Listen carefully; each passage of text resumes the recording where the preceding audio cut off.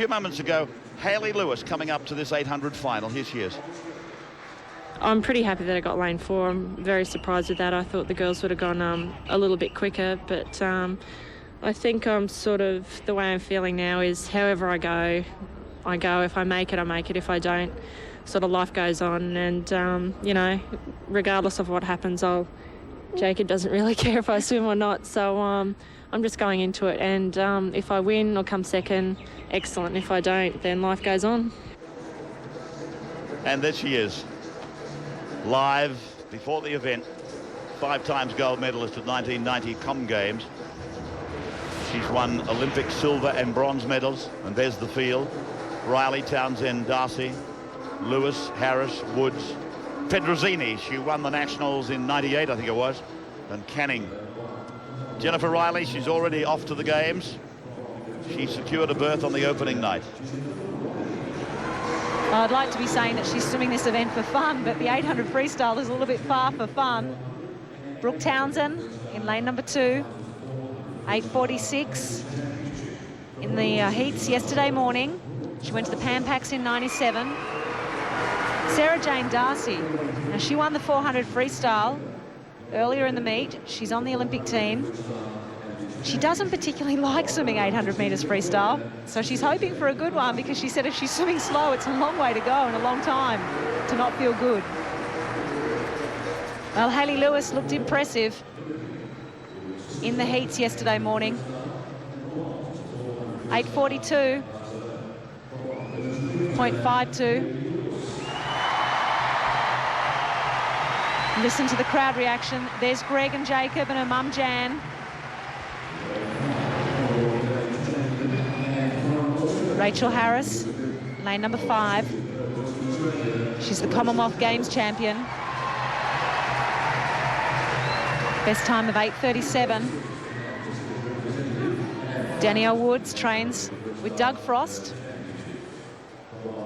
at the Sutherland Leisure Centre, the aquatic club. It's a good squad there. Emily Pedrosini, as Ray said, she is a former Australian champion in this event. She finished 4th at the Commonwealth Games in 98. And Katie Canning in lane number 8. But all eyes on Hayley. I think she can go a lot faster than the 8:42. She's the Australian 5-kilometre champion. She's already made the Australian team for the open water, and that's world champion. Those world championships are on in Hawaii in October. Well, how many Australian champions have we seen retire and come back? Many, I suppose, but how many successfully? Hayley's attempting it tonight. Away they go. First of 16 laps.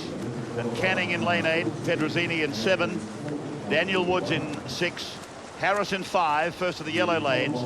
Already Hayley is up with the leaders, and then above her Darcy. Townsend's gone out quite quickly, and over in lane 1 is Jennifer Riley. The first of 16 laps now, and it looks like Hayley Lewis and Sarah Jane Darcy are going to take them through. It's Riley actually over in lane 1 that got the touch on them by 1/100th over Lewis, and Darcy was 3rd as they make their way down lap number 2. Katie Canning also putting in a good effort in lane number 8, but the positions will change over the time of this race. The danger is to go out too fast too quickly or too early and then fade off. Jennifer Riley's got nothing to lose over there in lane number 1. So too for Sarah Jane Darcy. They're both on the team. The danger for Hayley is to judge her pace too much off what the other girls are swimming. She needs to be with them, because it's going to be difficult for her to come back over the top of them. 1.65 outside world time.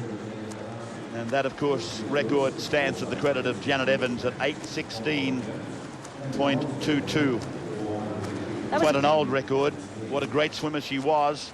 There's Hayley in isolation there at the moment. She was the world 200-metre freestyle champion in 91. She missed out on being the world 400 IM champion by 1/100th of a second at the same world championships. And she went on to win silver and bronze, as I said, at Olympic Games. It irks her just a little bit when people say, oh, she won 5 gold medals at the Auckland Commonwealth Games. She gets a little bit cross with people when they don't recognise that she is an Olympic medalist twice and a world champion 200 freestyle and silver medalist at the World Championships as well.